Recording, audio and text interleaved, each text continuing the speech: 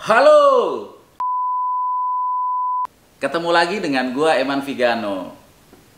Ada yang komen nge-DM gue juga, Bang, bahas dokumen Vespa dong, BPKB. Oke, kali ini gue akan coba bahas dokumen pervespaan, khususnya BPKB dan STNK. Teman-teman, kalau lo sekarang lagi niat atau berencana ingin beli Vespa, memang salah satu dari beberapa hal yang wajib ada yang gue sebutin itu adalah kelengkapan dokumen. Kelengkapan dokumennya itu apa aja sih kalau Vespa? Ya, otomatis sama dengan kendaraan-kendaraan yang lain, itu ada BPKB sama STNK. BPKB STNK itu kudu akur sama nomor rangka dan nomor mesin. Itu aja sih, itu udah lebih dari cukup. BPKB, STNK, syukur-syukur pajaknya hidup, ya kan? Kalau nggak hidup, kalian bisa urus tuh untuk hidupin pajaknya, gitu. Nah, kemudian dokumen apa lagi sih, Bang? Kalau kata bahasa gua mah, yang lengkap sampai ke akar-akar gitu. Kenapa? Lo tanyain gitu, nggak apa-apa, siapa tahu masih tersimpan. Karena itu dokumen itu dia biasanya disimpan, jarang dibawa-bawa gitu. Pengurus perpanjang juga nggak mungkin dibawa-bawa itu gitu. Kalau bawa juga paling nanti di staples atau gimana jadi robek, jadi lecek segala macam. Jadi yang utama memang dua itu. Dokumen apa aja sih? Nah, ini nih. Dokumen kalau bahasa gue lengkap sampai ke akar-akar. Gitu. Biasanya BPKB ya, BPKB. Nah, sebelum gue lengkap ke akar-akar nih, nah untuk BPKB sendiri nih teman-teman, itu kalau dulunya itu warnanya hitam.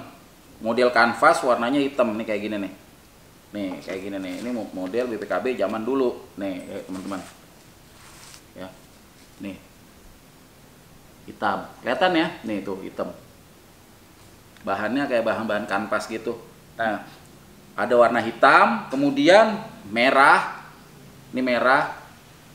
Yang lama-lama ya, buku-buku BPKB lama. Terus makin kesini tuh ada yang warnanya biru juga, masih bahan kanvas. Cuman gue nggak ada di sini contohnya biru bahan kanvas, sama hijau. Hijau bahan kanvas juga gue pernah nemuin. Itu jarang juga warna itu tuh. Mungkin teman-teman ada yang pernah punya juga, mungkin boleh di share ya. Gitu. Kalau yang udah kesini-sini itu bentuknya udah kayak gini nih, ada hologram-hologramnya hijau atau kayak begini nih. Nih, ya kayak gini. Atau kayak gini tuh, yang baru ini udah BPKB baru ya, gini. Nah, ntar itu kita belakangan. Kembali lagi ke kelengkapan yang sampai ke akar-akar. BPKB ya, STNK. Ini Vespa. Oh, ini STNK-nya ada di dompet gue. Ini BPKB, STNK-nya ada, terus faktur. Nah, biasanya itu 3 tuh urut-urutannya tuh.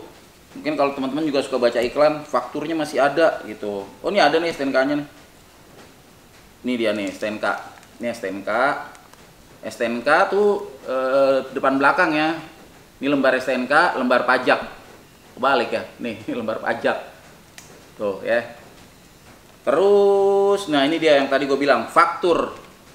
BPKB, STNK, fakturnya masih ada. Nah, ini faktur. Lebih dari faktur, umumnya yang suka masih ada itu manual book. Manual book, ini manual booknya. Buku servis, surat jalan. Nah, ini biasanya suka ada apa enggak nih, surat jalan. Nah, nih surat jalan. Ya, surat jalan. Nah, kalau punya gue ini masih ada juga nih kwitansi pembelian. Ini gue nggak bisa ini cepet-cepet ya. Nggak bisa karena ini deh nih. Ini kwitansi pembelian dan kwitansi diskon gue masih ada tuh. Bermaterai. Dulu nih Vespa harganya 2.248.000. Terus brosur. Nah, teman-teman, cuman untuk brosur manual book itu bisa dilengkapin. Jadi sumpama teman-teman beli nih, beli kayak gue nih, contoh nih punya gue nih ya, mana ya? Nih amplop tersendiri nih, nih Vespa GT gue nih, Vespa GT gue kan, ini gue juga nyesel banget kemarin BPKB-nya jadi ganti baru, ini BPKB baru nih. Nah, gue juga lupa. Nah ini tips nih, mungkin kalau ininya agak ngacak, ntar teman-teman tinggal komen aja. Mohon maaf gue kalau agak-agak lompat-lompat. Nah ini BPKB baru. Salahnya sekarang kan peraturan nih, kalau BPKB lama lo balik nama itu kan ganti buku baru ya kan. Nah kalau lo terpaksa harus buku baru, kalau bisa yang lamanya nih sebelum lo urus lo scan dulu. Paling nggak lo masih pegang tuh, masih pegang historis buku lamanya gitu. Gua kemarin juga lupa tuh nyeken BPKB, nyeken atau motoin BPKB gua yang GT yang buku lama. Nah ini kayak ini nih, ini manual booknya. Nah kaitan nama yang tadi, tadi lengkap sampai ke akar-akar. Itu kalau manual book lo bisa lengkapin, lo bisa beli gitu, manual book, terus brosur, lo bisa lengkapin. Manual book range harganya kisaran 150 sampai 500, bisa lebih, bisa ada yang 1 juta juga ada manual book, tergantung tipe Vespanya. Brosur juga lo bisa beli, nih 100.000 sampai 300.000-an dah brosur harganya. Itu bisa untuk melengkapi kelengkapan dokumen lo gitu. Nah tapi kayak kwitansi, faktur, surat jalan, faktur itu nggak bisa lo beli. Kalau lo beli, karena di surat-surat tersebut tercantum nomor plat nomornya, nomor rangka, nomor mesin gitu. Jadi itu memang bawaan motor umumnya kelengkapan itu. Dan kenapa jadi menambah value? Karena aja gile, suratnya masih lengkap gitu, masih tersimpan, terrapi gitu, masih terjaga keutuhannya. Ini dokumen-dokumennya, dan ini jadi pelengkap gitu. Nah kalau ini juga bisa dibeli stiker dealer. Stiker dealer itu biasanya nempel di unit kendaraan, di sayap biasanya ya, di sayap. Ini kebalik, GS Gunung Slamet. Nah nih, cuman ini dia nggak ditempel di unitnya, nggak ditempel, jadi masih orisinilnya. Beli juga bisa, ada yang jual juga gitu, orisinil gitu. Nah tinggal cuman kembali ke period year sama kembali ke unit Vespanya. Kalau unit Vespanya kumal-kumal banget, stikernya mencolok, orang akan tahu itu tempelan baru gitu. Karena ngikutin tahun ya, semakin tahunnya semakin tua, stikernya biasanya belel gitu. Nah untuk surat-surat kelengkapan sudah. Nah, gue bahas Vespa Matic sebentar ya. Nah, kalau kalian beli Vespa Matic, itu dokumennya selain BPKB, STNK, karena masih baru ya Vespa Matic ya, kudunya sih ada buku garansi, ya enggak? Kudu buku garansi, buku manual booknya juga ada lah. Orang masih baru, ya enggak? Masa masih baru udah hilang. Usahain ada ya, usahain ada. Nah, selain BPKB, STNK, manual book, dan buku-buku perintilannya itu, kalau bisa, nih kunci ini juga ada nih, master kuncinya nih, kunci coklatnya. Biasanya kan kuncinya kunci biru sama kunci coklat. Nih kuncinya kalau bisa usahain ada 2 gitu. Nih ini. Terus kalau yang lain-lain biasanya kalau yang edisi khusus tuh ada tasnya, ya kan? Ada helm. Biasanya kan gitu kan. Perintilannya itu kalau bisa lo pinta gitu, karena itu punya nilai tersendiri juga gitu.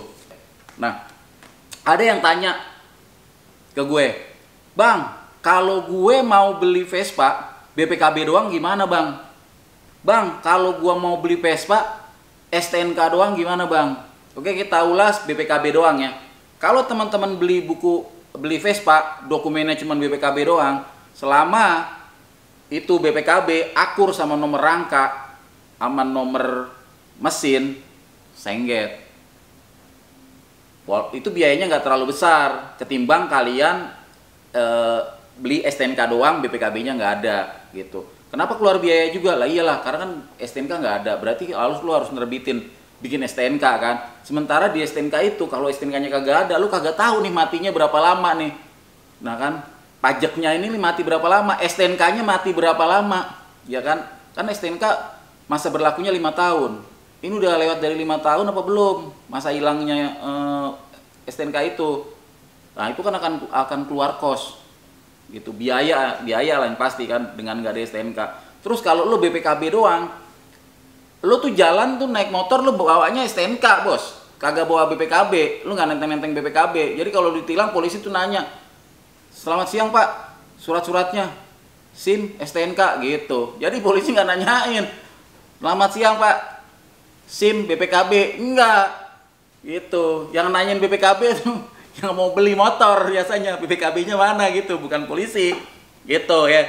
Jadi itu tuh, jadi lo kudu akur itu BPKB, bisa tapi diurus. Nah yang kedua, bang STNK doang nih gue beli. Nah sebenarnya beli Vespa STNK doang ini agak riskan sih kalau menurut gue.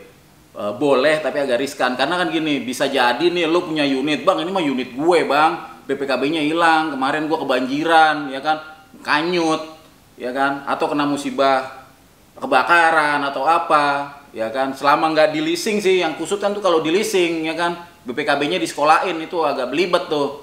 Itu harus kelar dulu urusannya. Ini kita bicara yang murni hilang ya, BPKB hilang. Bisa nggak bang itu diurus? Bisa. Yang pertama, tetap STNK lo harus akur sama nomor rangka, nomor mesin. Gitu. Nah kalau pengalaman gue dulu, ya dulu banget tapi karena sekarang kan medianya media apa nih buat ngomongin. Setahu gue waktu dulu beli kendaraan, nggak cuma Vespa aja gitu ya, STNK doang, itu bisa diurus BPKB-nya dengan cara lapor kehilangan, ya kan, lapor kehilangan BPKB, terus nge-share nih kalau bahasa sekarang, nge-share atau ngiklanin. Kalau dulu mah gue bilang ngiklanin di media cetak. Jadi mungkin kalau orang-orang zaman dulu suka ngeliat telah hilang BPKB ini motor atau mobil gini nomor rangka sekian dinyatakan tidak berlaku lagi, itu fungsinya itu. Nah kalau seandainya itu sudah proses semua beres sudah kelar gitu, nanti lu diterbitin lagi BPKB baru. Nah BPKB yang hilang, bekasan hilang atau bikinan baru itu biasanya di bagian sininya nih, bagian depannya gitu, itu ada tulisannya duplikat. Itu di sini nih ada stempel. Pokoknya kalau lu nemuin nih BPKB ada tulisannya duplikat, itu berarti BPKB itu dibikin baru dan duplikatnya gitu. Jadi dibikin duplikat. Apakah itu mengurangi nilai jual atau segala macam? Kesahan, kalau berdasarkan kesahan sih enggak ya. Kalau berdasarkan menilai harga itu mah ya namanya juga pedagang ya kan. Wah, BPKB-nya udah duplikat nih. Wah, gitu. Padahal sih secara legal mah legal, sah gitu. Cuman ya tetap ya lebih aman dan lebih afdol ya memang BPKB dan STNK. Syukur-syukur ada kelengkapan yang lain gitu. Bang kalau di jalan gimana? Kalau gue cuma beli STNK doang, oke, fine, lo beli unit STNK doang ya. Di jalan polisi nanya, selamat siang, ini suratnya STNK. Nah kalau STNK lo masih berlaku sih fine-fine aja, lewat. Tapi kalau STNK lo udah kagak berlaku, in case motor lo dikandangin gitulah taruh kata. Ini kita sekali lagi bicara nggak ngomongin yang Vespa bebas hilang apa segala macam. Gue ngomongin itu gue berdasarkan kelengkapan dan keinian peraturan gitu ya. Oke, taruh kata let's say nih unit lo karena lo STNK doang dan setengahnya mati dikandangin. Nah pada saat unit lo dikandangin, lo mau ngambilnya itu kan pakai BPKB cuy. Kalau BPKB-nya kagak ada, lo kusut urusannya gitu. Jadi sebaiknya itu gitu ya, sebaiknya dokumennya yang lengkap gitu. Selebihnya kalau teman-teman ada yang pengen ditanyain lagi nih mengenai dokumen atau bang kurang bang, gue pengen nanya masalah ini lagi nih belum gitu, lo boleh tulis di kolom komentar. Atau kalau ada mau ngasih masukan, bang kayaknya pendapat lo salah deh bang, begini gini, tulis aja di bawah juga. Kita sama-sama sharing, sama-sama diskusi. Gue nggak pengen jadi lebih tahu dari kalian, gue nggak pengen so tahu. Gue cuma nge-share sedikit yang gue tahu, barangkali bisa bermanfaat buat teman-teman yang nonton video ini. Kalau teman-teman suka sama tayangan ini, kasih tombol jempolnya. Yang belum subscribe, buruan subscribe, tombol loncengnya, jangan kaja lupa, dijegugin aja. Sampai jumpa lagi dengan gue Eman Vigano, Geras di Garasi. Ciao.